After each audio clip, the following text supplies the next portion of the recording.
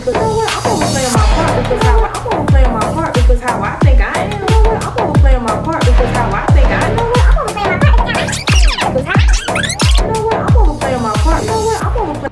Guys, hey guys, I'm so glad you guys tuned in. You are sitting here with your girl Branisha, and this is episode of Now You Know. Okay, this is the first one that we're kicking off, and I'm just so glad you guys are here. I have with me today someone who I just value, somebody that I love. She is genuine. She put me up on game. She's just somebody I can call on, right? And believe it or not, you know what? I'm just gonna wait. I ain't even gonna get into believe it or not. But thank you guys for joining us. So I have here with me my homegirl Niecey. Hello. What's up, Niecey? Hey girl. Tell people your name. Give them your whole name, what you're doing. Like, who is Niecey? Hello everybody. My name is Niecey Starks. I am the owner of JusButta LLC, and I am the founder of When She Survives. It's basically organization based around women that have been through breast cancer, domestic violence, mental health, and everyday female issues that we talk about. We do an annual conference every year, just basically giving a platform, for women to feel free to talk about the things that they struggle with on a day-to-day basis. Right, and thank you so much for that. It takes a wise person, it takes a strong person to do what you're doing. So I'm just excited to get into it. Are you? Babe, I'm just gonna tell you the truth. They say God bless babies and fools, and I was a fool once upon a time. She's the house of food. Yeah. I had to tell a story today about when I was a fool. And I'm like, we're gonna say that for another day though. You gonna be like, Branisha, not you. And I'm be like, yeah, girl, me. Hey, like, we all have foolish moments. Like, we do. We all have rock bottom moments too. It's just, what do you learn from those moments? What do you learn from those moments? And you are right. I've had a lot of all of it. But before we get into some of the moments and what you've learned from them, first of all, y'all, let me tell y'all, this is the first time physically that I am seeing this woman, okay? Like, we always FaceTime, we always on Zoom, we always on the phone. Yep. And today is the first day that I physically get to touch her arm. Like, I'm so crazy. I just walked in hugging, oh my God, I get to touch your arm. I just get to touch you. Yep. So I'm just so blessed to sit here and be here with you. And I can't believe the way we vibe and talk. You would think that I see you almost every day. Right. I mean, we talk enough to have that type of vibe though. Like, we talk, we text, pray together, a lot of things. So with you saying that, so we just gonna kick this thing off like this. The Niecey that I know and that I love is not the Niecey that some people have gotten a chance to know and they think they know. Why some folks don't like you? Baby, I just told you I used to be a fool. He must thought I was playing. I did some dumb stuff, some crazy stuff. I've had a lot of ain't-ish moments, right? I think that was just an unhealed version of me. A lot of times when you're unhealed, you project anger that shouldn't be projected. You do things that shouldn't be done. I think I suffered a lot of hurt before the world got a hold to me. And when the world and the streets got a hold to me, it just made me a bigger fool than what I already was, right? I moved through life scared, risk taker. I wasn't scared of nothing. Like, I'm gonna beat on you, And I think it was just a moment in my life. I have 2 daughters, and my oldest daughter was just like, Mom, you embarrassing us.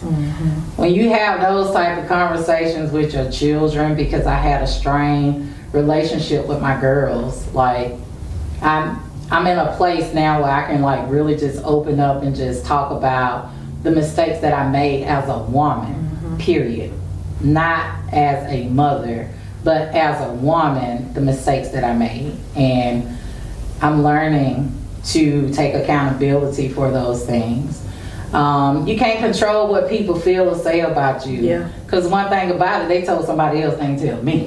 So it don't matter to me. Right there. It don't bother me. But I'm well aware that I'm not people's cup of tea, because baby, I ain't a cup of tea. I'm a shot of whiskey or something. You know, shot of tequila. You gotta have some tough skin, little hair in your chest to deal with me. Yeah, no, and for sure. I know I'm not for everybody, and that's the beautiful thing about my personality. I know that I'm not gonna fit in everybody's expectation box, and I'm perfectly fine with it. Yeah, we're fine with that. Yeah. So tell me, what is it vividly that you remember about your childhood growing up? Because I know we talked one day and you was telling me how you guys moved to California, right? Yeah. So I lost my mom at 10 from breast cancer. But prior to my mom having breast cancer, it was just like, you know, I grew up in a single female family, basically. Strong women, but like no men. Like they did everything, changed tires, you know, cooked, they cleaned, they worked 12 hours, they took care of kids. Masculinity, it wasn't never a time where it was just feminine energy. And I tell people all the time, I'm naturally aggressive. It's not because that's just who I am. I'm not being a a-hole or nothing like that. It's just the way that I was brought up. I had to be tough. I had to be strong. My mom passed away. We were back and forth between Griffin and California anyway. My mom passed away. We moved to California with my father. My father was a drug addict, living in California in the late 80s, early 90s. You know, when crack first hit the streets, it was just like not a pretty sight. I experienced a lot of stuff that a child shouldn't have experienced. And I felt like I didn't have people that I could talk to about the issues that I was dealing with. I was dealing with grief, I was dealing with hurt, I was dealing with anger, dealing with frustration. It made me very rebellious. So by the time we left California and I came to my grandmother's house on Posey Street, I grew up on Posey Street, you know. By the time I came there, I was already a rebellious child because of people say they want California dreams. I had California nightmares. And I don't know no other way to put it, but in my generation, you know, we grew up in what go on behind closed doors, stay behind closed doors, right? Yep. So I had a lot of stuff that was building up in me. And I just felt like if people didn't care about me, I didn't care about them. I used to move very cutthroatish. And I'm just being real. Yeah, you know? that's what I want. Real. And so I was like, this is not me. I have to find a place where I can just like get rid of this stuff. But it seemed like I go in and I dig up one issue and try to get through it, and then another heartbreaking issue comes about. So I really didn't have time to like really sit down and self-evaluate. And with me holding in the things that I, you know, walking around broken hearted, so to speak, broken soul, broken spirituality, it made me a not lovable person. So at that time, it's safe to say you didn't understand that broken crayon still color. At that time, I didn't. I didn't understand that broken crayon still color, because it was always, oh, here come Niecey. What she want? What's she doing over here? I can't stand Niecey. And I'm the type of person, like you say you can't stand me, I'm really going to give you something not to like me. Big petty, you know? And I moved away. I moved away from Griffin at a young age because I wanted to try to get myself together. Unfortunately, it didn't work out according to plan, right? I got caught up in the streets of Atlanta, in the streets hustling heavy, selling drugs, you know? Flipping checks, flipping credit cards. I was a city girl, like I lived a city girl lifestyle. Lived on Hamilton Road, you know, left Hamilton Road, ended up going to Glenwood, lived on Glenwood for a while. I was in Atlanta for real, like I'm not scared of the hood because that's all I knew, right? Was selling drugs something that you wanted to do, or you just kind of got caught up in it and the money was there? Selling drugs was something that I needed to do because I had 2 mouths to feed, right? I had to take care of my kids, and people say, oh, that's an excuse. You could have did this. But when you can't get a babysitter to go to work, or you can't get a babysitter because you want to go to school and try to make something of yourself, right? You can't get a babysitter. Or you just don't have that family support, and you don't have the absentee father support. You have to do what you have to do. And unfortunately, in a weak-minded moment, I chose to sell drugs. I was good at what I did because I was a tomboy growing up. I got along with all the dudes. I just didn't get along with the women, you know? But I got along with all the dudes. So I got introduced into a man's game. And I played it like a man. I really did. Yeah. And I got in trouble. I ended up going to prison, doing 5 years for violation of probation, identity fraud, things like that. It was when I was behind the prison walls that I say, I gotta get myself together before I go back home to my kids, right? How old were they when you went to prison? My oldest daughter was in first grade, so she was about 6, and my youngest daughter was 4. Okay. I'll say about 7 and 5, somewhere in there. When they came home, my oldest daughter was in the 7th grade when I came home. So she was the end of the 6th grade year going into her 7th grade year. So not only did I come home to try to make things right with my kids grew up, they felt a certain type of way about me. They were angry, and I had to give them their room to be angry because I left them, you know, the same way I felt, you know, when my mom died. I was just about to ask you. When my dad left, how they felt. I knew how they felt, so I really didn't stress the issue, so to speak.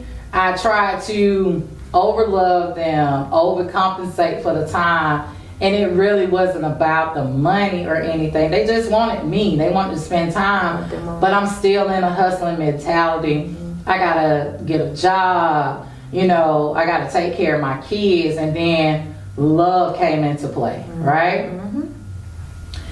Wasn't really good in that area either. You know what I'm saying? I'm just telling the truth. I'm telling the truth. No, it's real. I really wasn't good in that area. We all gotta work on that area. Because I love people that didn't love me. Right? Yeah. And I've been made a fool out of. I've been dragged. Like, I don't did that. I don't broke a few hearts too. It ain't nothing to be proud of. But I was in a place where I was searching for love. Right? A lot of my decisions and mistakes that I made was driven based off me seeking love, whether it was from family, whether it was from men, or whether me trying to build friendships with the wrong women, right? Did you have any women in your family to build that love with, or that could, like, I guess, be the example for you on how to love, or that could love you how you needed to be after you losing your mom? No. And I had a family full of women, and it's no disrespect to none of the women in my family. They had their own things going on. I didn't realize that until I started my healing journey. They were in abusive relationships. They were single moms. They had a lot on their shoulders anyway. And I had to apologize to a couple of my aunts because I was like, I made life a living hell for them. I made life a living hell for my grandmother because I was just in a rage. When I say in a rage, I didn't have love for nobody because I felt nobody had love for me, right? But when I started healing, the things that I was looking for in other people, they were in me. I had to learn how to love myself. I had to get to know me all over again. I still make mistakes. We're human. Everybody makes mistakes, right? Sure, yeah. But I can honestly say that had I not been in a place where I needed love, I was craving love, I feel like I would have went farther in life than trying to play catch up now at almost 50. So fast forwarding to now at being 50, who are you? I can honestly say I got it out the mud. I'm God's girl, right? Like, look at that piece over your face. My my worship and praise ain't what everybody thinks my worship and praise is supposed to be. But I can honestly say that I'm a woman of God. I think I'm a woman of God because for a long time I didn't have nobody but God to depend on. I had to strengthen my faith, and with me strengthening my faith, I had to strengthen the woman that I am, right? I feel like I'm a lovable person.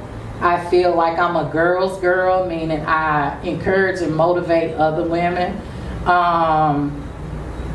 And I feel like no matter what I've been through, no matter how bad it has been, God redeems. And He redeemed me, He saved me, and He forgave me. So I just feel like people be looking like, oh, I know she ain't sitting up there talking about God. She's so good, she's so wretched. I'm that too, right?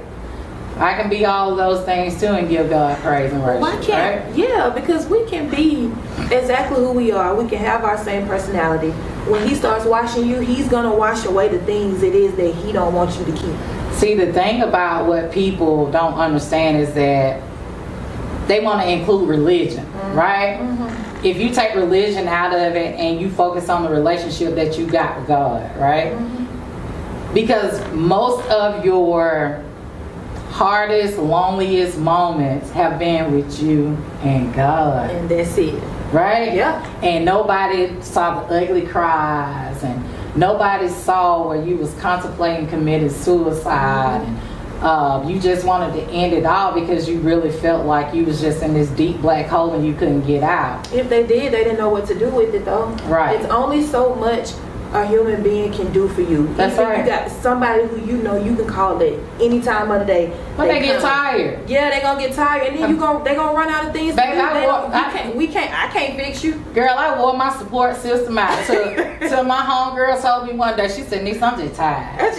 You just got so much stuff. Girl, I go through stuff on a consistent basis and people just really be like, they got to be your karma. No, it's not. See, people have to understand the decisions that you make will follow you. Will follow you. Right? Yeah. They will follow you. All of them. And it is certain information that you don't learn, like financial literacy and stuff like that. When you get older, you still messing up money because you never was taught how to budget.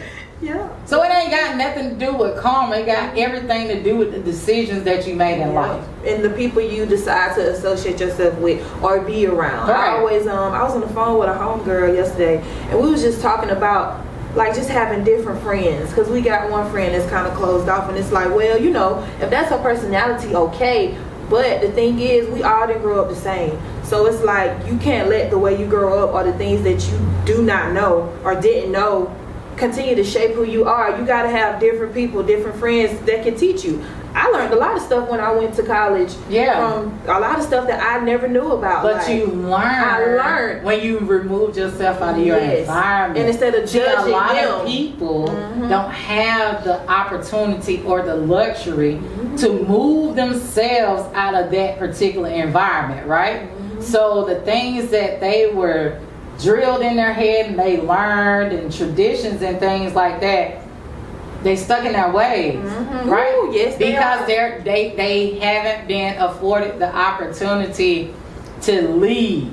I recommend anybody to leave their house, their hometown, at least once. At least. Because it's a whole world out there for you to experience. Like, I've traveled everywhere. I know people everywhere. Like, I know people everywhere, and I'm just like, I get love over here. Yes. I get love over here. But these folks from Griffith can't stand me. Jesus Christ. But it's okay, because once you spread your wings and you see other things and you be transparent and you be open, then, you know, you really can be authentic, right? Yeah. No matter how good it is or how bad it is. Exactly. If I'm a F up, then I'm going to be the greatest F up. You know what I'm saying? It's something to learn from. But the thing about it is, growth depends on you. You have to want it, right? That first step. If you don't want to change things in your life, then everything is still going to be the same. A lot of my problems, like a lot of issues that I still have to this day, I'm loyal when I shouldn't be. Oh, girl. Don't Right? come knocking on my door. I love hard. I love hard. And love has always been my downfall. And but you know, it can be a downfall, but also too, you can't let. I'm just a believer of not letting when it's your downfall just shape how you love. It does, because it's a lot of things that people will say we're crazy for that you are supposed to be doing. It's not crazy in the eyes of God, and that's something that you need to be doing at that time. But you know, it's a difference between. you know, when I was younger, I was a female that was getting money, so the dudes that I was messing with, they got money too, right? As in your money, or they was getting their own money? They was getting their own money. I'm just saying. They was getting their own money. Get money sometimes. Yeah. Leeches be leeching. They do, and if I rock with you like that, I don't have a problem spending nothing on you. Yeah, let's be and clear. and that's just honest. But sometimes you overplay your part in people's lives. Girl, okay, see now you overplay your part in people's lives, right? Yes, I am. People show you every day that they playing in your face, they don't like you like that, and you just like, oh, but I love them. Oh, I'm loyal to them. You know, because it depends on the codes that you go by. It's some type of code that I go by that other people don't, right. And a lot of them I still do. Like it's a difference. Now I've learned it is a difference between just being a downright good person and overplaying your part. Overplaying your part, you start to notice that when you're doing things and it's like, well, dang, you want to call me for this or come here for that, but I'm going out here doing this. I told this person about this for you. I gave you this. Just all these type of things. And it's like, you know what? I'm overplaying my part because how I think I am in this person's life, apparently they do not see me like that. And I don't mean romantically. It could be platonically. It could be a child that you know that you love, or somebody else's auntie that's like your auntie. It could be a friend. It could be anybody. Right. You know what I mean? And it's like, yeah, that playing that over part. Like, it's like, you know what? Let me pipe down. But see, like, these are the things that you start familiarizing yourself with when you heal. Yeah. Because you taking the blockers off. You're not being led by emotion no more. Like, this is raw, hard reality. Yeah. Everybody is not gonna like you. No, and it's okay. It is. When I say it's okay, it is fine. Everybody is not going to like you, and that's just what it is. They don't have to. And if you know you ain't did nothing at the end of the day, you good. All you can, as long as you and God know, it don't matter. I've been living by that. I be like, oh, me and God know, so say what you want, because the truth always gonna come out. It always comes out. But 9 times out of 10, when a person really don't care for you, is because it's something that you possess within that they are lacking, right? Now I had to learn that. Because it was the thing of, oh, I don't bother nobody. Your personality can be too big for some people, yeah, right? I learned that the hard way. I had to learn that. And like going back to what you said, everybody is raised different. So if you were raised by a hater, you're going to be a hater. Ooh, thank God. I was just saying. Raised by any haters. I like that. Might have to put that on the show. But I'm just saying, if you was raised by a hater, you're going to be a hater. Who said that? That's I don't know. No, that's a rap song. It ain't like that, though. I think it's Kanye. Excuse me, it's just family friendly because they came from niggalation somewhere down the line. You feel what I'm saying? I don't even know that Bible. Like, what scripture said in there? That right there came from niggalations. I'm sorry. I'm just being real. Sure. Because the streets ain't always a bad thing, because I learned a lot of good things, a lot of valuable things in the streets. You can learn a lot of things from street people. Yes. I got friends with degrees, LLCs, the whole 9 yards. Like, I don't try to put people in categories. I don't say I'm not talking to the janitor at work. Why? Why can't I have a conversation? They're a person. This is just their occupation for the time being. You don't know what they going through. Oh, Niecey, I got it. I know what it is. It is Kanye on his. You gonna be like, she really was thinking about this. You went deep down. I did, because it's a verse that I like. I think it's this song with Randy or something like that. And he be like, something like nigga marry hater itches and have hater kids. That's something like that. I ain't want to cuss, but something like that. Yeah, you're right. I just had to, because I'm like, that verse go hard. It's Kanye. They do. That's true. But God bless the child that got his own, though. You know, come on. A hater can change. So yes, and that's another thing before I get into the next thing. people can change, and I don't think we always believe that, or we don't recognize when they are, because I think that some things it depends. I guess it depends on what happens in your life and what someone has done to you that's really hurt you. You can heal and you can do all those things. People have selective forgiveness. Yes, let's be real. But you're supposed to forgive regardless. But that don't mean you gotta call and be best friends again. It's like just forgive and keep it moving. People pick and choose who they want to forgive. Let's just be real. They do. People pick and choose who they want to forgive. I can't relate, but they do. People pick and choose who they accept change from. Right?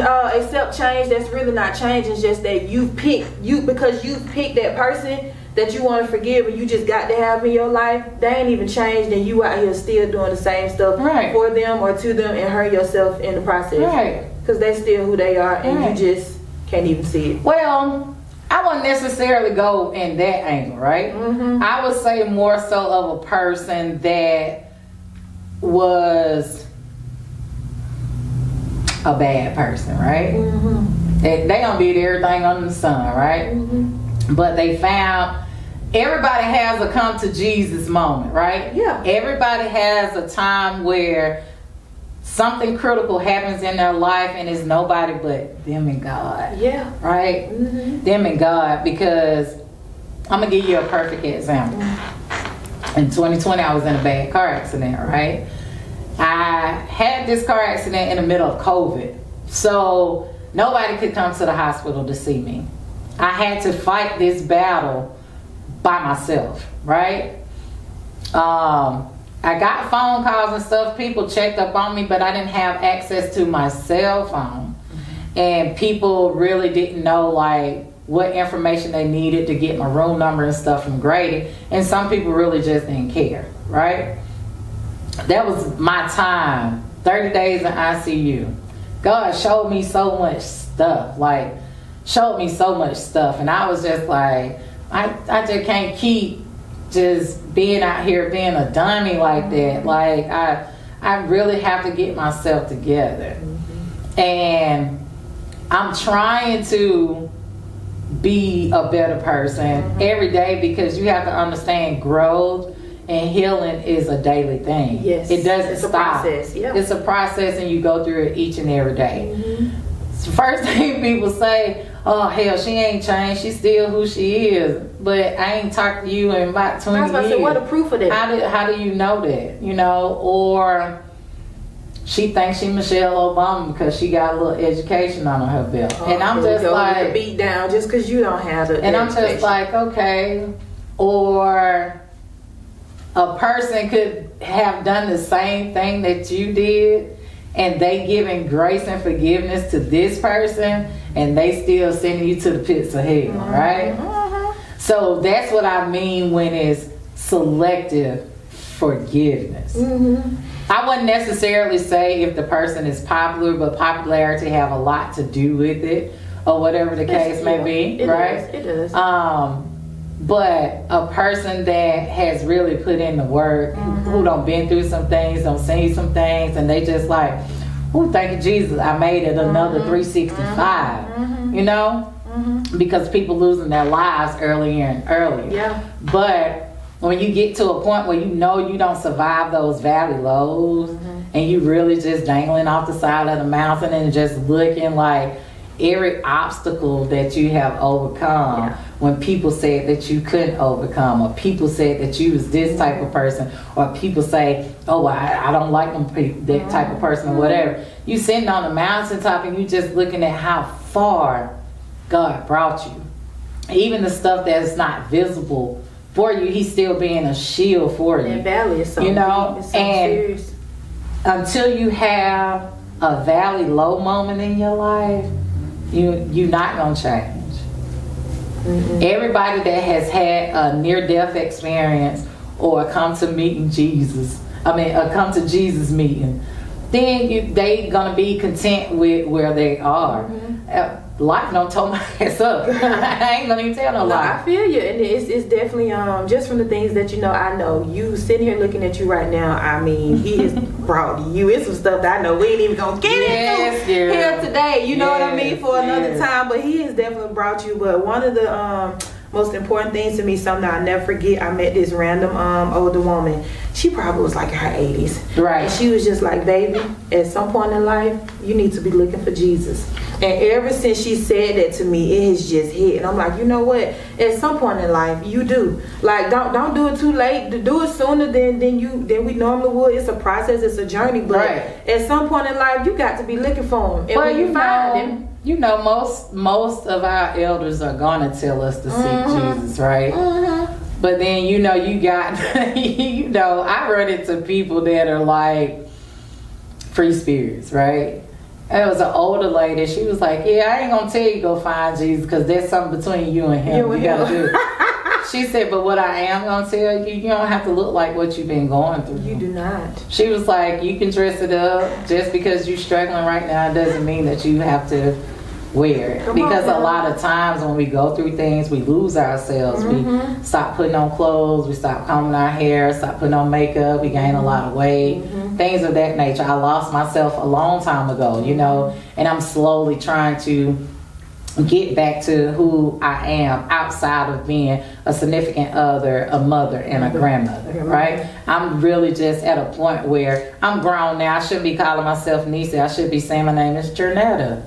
No, I'm still saying Niecey. You do what you want about that. But I mean, I call you Trinetta, but those are the things that I be sitting in my bed battling. You thinking like, of that? That's a battle, girl. That ain't even a battle. That stuff type of stuff I be talking about. That ain't. You need to be thinking about other stuff.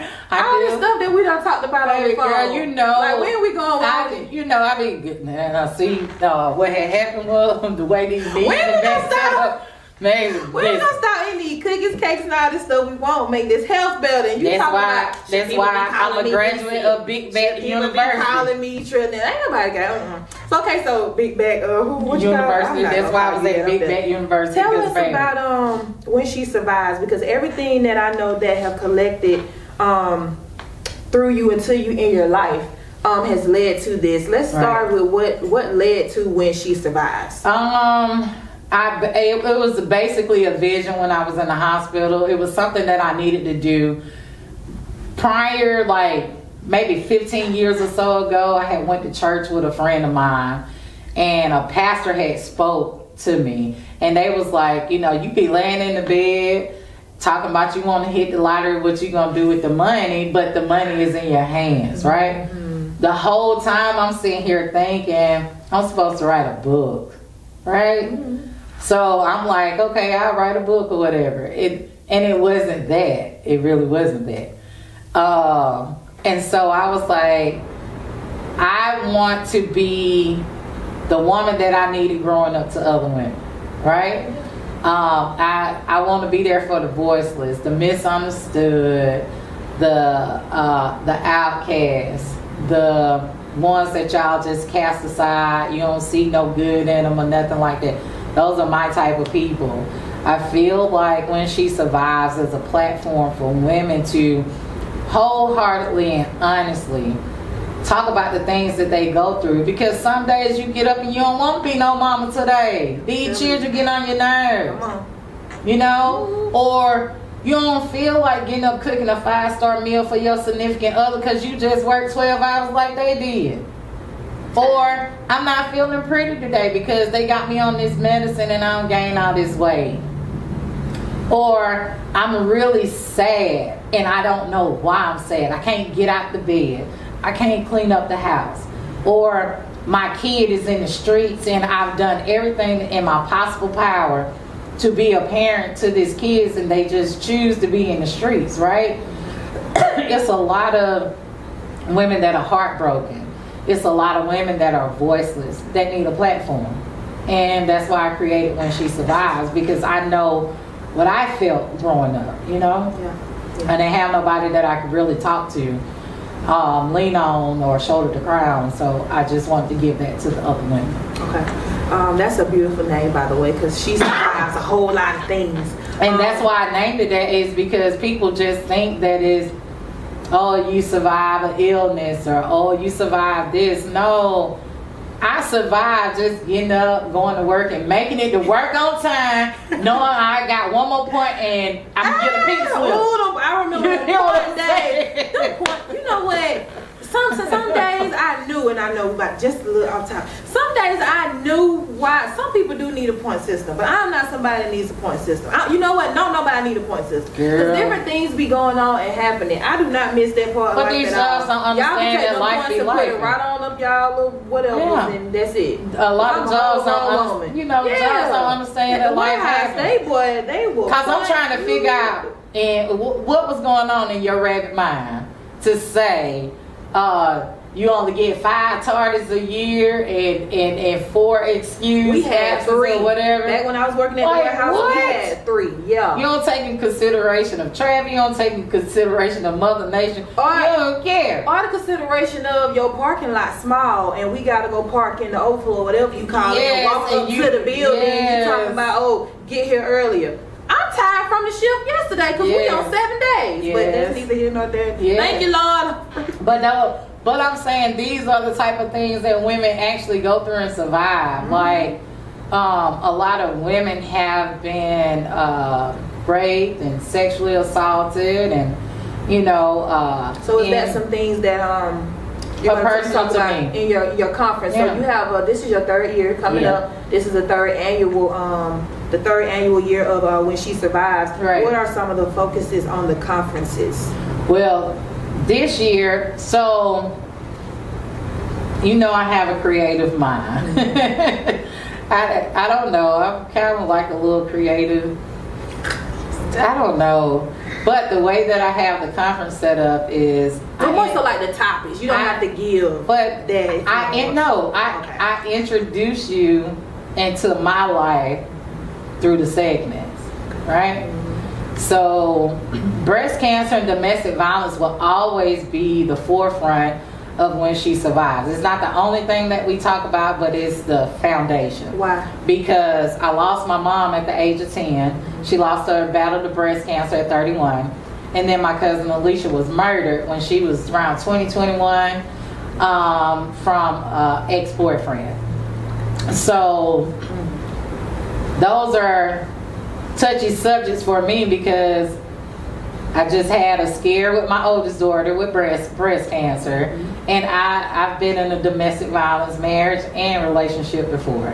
So those things was like, okay, but I give you a glimpse into who I am, not what somebody done told you, what you done concocted in your head about me.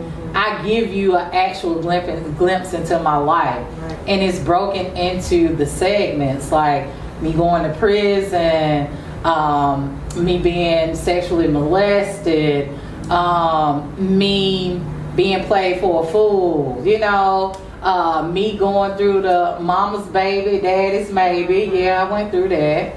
I give you a glimpse into my life, but it's broken out into segments. Versus me just standing in front of a crowd and just talk because I talk a lot, But, instead of me doing that, I just thought of a creative way to do this conference to introduce you into my life. And you feed. And I feed the women. We give gift bags away. It'll be sample products of JusButta. It'll be like a small butter and a facial oil and a facial soap. And then anybody else that wants to donate, they'll donate, put their business cards in there. I try to focus on try to educate the women too. This year we're going to really dig deep into financial literacy. We're going to talk about community activism and the rights that you have as a citizen, as a renter, how to get enrolled in school, how to start a business. Like these are the things like I want to open up to people who don't have access to those things. They want to do them, but they don't know where to start. So let me be a launch pad to help you get to wherever you're trying to be. Wow. I thank God every day that the vision was placed on me, because I was at one point I was just like, who child, Lord, you want me to get up here, you want me to talk to these folk, Lord, and somebody gonna say something wrong, and I ain't gonna be healed no more. Ooh, You know? no, So no, I said, you know what? When God is pushing you into your purpose, right? You're gonna have all types of stumbling blocks. Yeah. I was an athlete. I was a cheerleader in high school. I played softball, and I threw the discus and the shot put and track. Right? So I'm an athlete. So them stepping stone, them blocks came. I just bloop, like I was on Super Mario game, trying to get the little coins to fall out the sky and stuff. You know. So if I can sit here and tell you how I did 5 years in prison, and I came home and I got a job and I ain't missed a beat. I came home June 1st, 2005. Hello. Okay? June 1st, 2005. Hello. It is September 29th, 2024. I've been grinding ever since then. Right? So can't nobody sit here and tell me, oh, I can't get no job because I'm a convicted felon. You'll lie. You'll lie. It might not be the job that you want, but you can get one. Pride to keep you from doing the things that you need to do. Yeah. So once you learn how to humble your pride, then you'll be able to do the things that you need to do. It's stepping stones to get to where you need to be. You're going to get knocked back a few times, but you have to go through the fire in order to be refined, right? That's a part of life. So it's gonna be some goodies at this conference. Sounds like we're gonna be laughing, crying, and eating. And Of course. I don't know, you might have a stretch a little bit, Miss Athlete. Do a little stretch before we get into everything. Oh no, you bit. know, we bougie now. We do yoga and meditation at the conference. Oh, excuse me. Yeah, we do yoga and meditation. So Miss Bianca Worthy, she will be there to do, because the conference is so emotionally heavy. So you have to take time and like decompress and get that stuff out. So this year I'm incorporating meditation and yoga. Okay. Yeah. Where can people get tickets? Is it a ticket thing? Do you pay at the door? Like tell these folks how they need to show up at this conference. So we went strictly online with the tickets this year so we can keep track. You know, it's easier to keep track electronically with the tickets versus sitting down count ticket stubs, because people get creative and want to go to Office Max and scan a copy of your ticket. And that's in nigalations, ain't it? Nigalations, by the way, yeah. But peopleations, we gonna say peoplations, because no, we gonna say nigalations. That's what it is. We the only ones that do that. We gonna say peoplations because it ain't just us. Okay? Okay, I'm done. Okay. Okay. She's like, okay.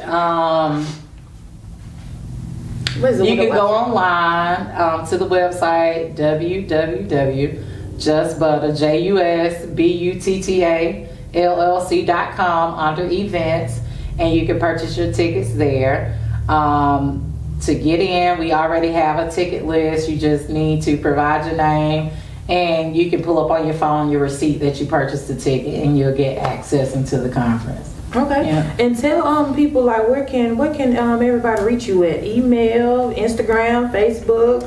Website, like what you? I don't know all that. Just look up Niecey the Herbalist on Facebook. I don't be knowing all these handles and stuff like that. Where I get to y'all, okay? Just for the body butter. Before we go, the butters. Talk about the butters. Your healing. Okay, and stuff. So in the midst of me healing from my car accident, I've always knew I had blessed hands. I've always knew it, and it's basically me either through cooking or me making something. I've always known I had blessed hands. Thank you, Lord. So I went to school and became an herbalist. I went to go study the medicinal properties of plants and herbs. So I get to eat and get healed. Keep going. And so with me having osteoarthritis, my injuries from my car accident, me being diagnosed with lupus, just got diagnosed with Graves' disease, you know, I have to learn how to do things a natural way because medication is too strong for me. I can't take pills and stuff like that. It make me really sick. So I try to find an alternative way. And with me trying to find an alternative way to heal myself, I just started creating products for other people. Wow. So I do body butters, soaps, facial oils, body scrubs, CBD products, men products. Like I try to do what I can to help my community. I'm coming out with a tea line really soon, so it's been in the works for about a year now, so I'm almost there. Okay. I wanted to be able to holistically educate my people. Like, Please, we need it. I'm trying to like get the knowledge that I need. So I went back to school. I'm Nerdy, doing. nerd. I am guilty. Headlights, girl.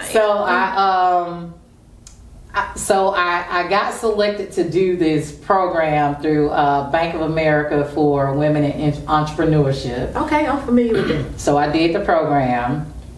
And one of the benefits of the program is like you get access to grant money for your business. And they also put you in a monthly drawing so you can win a free course for Cornell University. Oh, okay, yeah. So Cornell University is like a prestigious college. It's like So Harvard, I knew about Princeton, that part, and but I stuff. didn't know about the grant. Yeah. Okay. That's So what's up. once you complete the course, you have access to all these different grants and stuff. So they put you in this drawing, and you could go ahead and take another class for free. So in August, I get this email saying that I got picked for the month of August. And I was like, I'm already in school getting my master's in business administration. So I'm like, what am I going to take up now? And they had a master plant, medicinal plant I'm class. so glad, yeah. So I was like, that's what I'm going to do. Yeah, I Like, want you to further that. I could have taken anything, but I know the need and for my community, Yeah. because a lot of people don't have access to insurance. By no means am I a doctor, and I Right. will always tell you, seek your physician's Yeah, please. Yeah. knowledge or whatever the case may be. But I'm gonna tell you, you can go over here and you can pick this little flower, you can boil it down like a tea and drink it, and you're gonna get to feeling better you know what I'm saying? because they're gonna have you taking this medicine, you're gonna have kidney disease next year. You know what I'm saying? No, for real. No, for real. The side effects of taking all this medicine. You have to pay attention to the side effects because they don't treat the illness, they only treat the symptoms. So you go through a lifetime taking a variation of medication trying to heal this problem when they only just treating the symptom, and it's creating more medical problems for you. Gotcha. And you don't have to do that. The body is a healing organ. You put the right things in and it'll heal itself. Y'all just see how so amazing she is. My niecey, she's just so amazing. And I am blessed, and I'm so glad I got access to you. Of course. And I thank you so much for this. Is there anything that you want to tell the people, like that mom, that daughter, that woman, or that man? Like, what is the last thing that you want everyone to know prior to the conference? It ain't over until God says so. Come on. You have the opportunity to get it right. No matter how many times you fall down, you can bounce back. No matter what box people try to put you in, it's up to you to want to define yourself and reintroduce yourself to the world. Like, you knew that person died away. You have to get to know and understand this person. Yeah. And it doesn't matter how hard the fall is. God has mercy and grace that he bestows on all of us. Yes, he does. And I feel like it's important when you are trying to go through healing or therapy or anything like that. I feel like you have to have some type of spiritual relationship with a higher power, not religion, but you need to focus on your relationship with you and your God, right? Because like I said, most of your battles have been with just you and God. So why wouldn't you want to strengthen your relationship there? Yeah. Oh, I like that. My praise don't look like everybody's praise, but I know God loved me. I know he So got my much. back. He does. You know, and Yes. that's why I'm here, and I'm thankful for this opportunity, to sit down and chat with you, laugh, or whatever the case may be, because it's needed. Like, it's needed. No, for sure, for sure. Yeah. All right then. Well, this has been amazing, like I said, and I love you. I love you too, You good. better say you love me back. Don't do that. I love you, good. You my everything. How to say the red song, bro? Wait a minute. Kind of switching lanes. Even though I hate the song, but I like the song. The stuff she say, like, we go together. So don't act like you don't know that. We go together. I'm that one, like, we go together. She's like kind of a little stalkerish, but I get it. I get it. Wait, don't put that word on me. I'm not a stalker. I let you be, baby. Be free, because I like to be free. I'm just saying. Act like you don't know. We go together. Right. All right, girl. Thank you. I love you again. And hey, that's all we got, y'all. So this been now you know with Branisha with Niecey. Yes. She will definitely be back. We got a whole lot of other things to get into and tell you guys. As she grow, as I grow, you know, we'll see her again. So thank y'all for tuning in. Absolutely. Thank you for having me. Love you guys. Look, all the camera. And to you.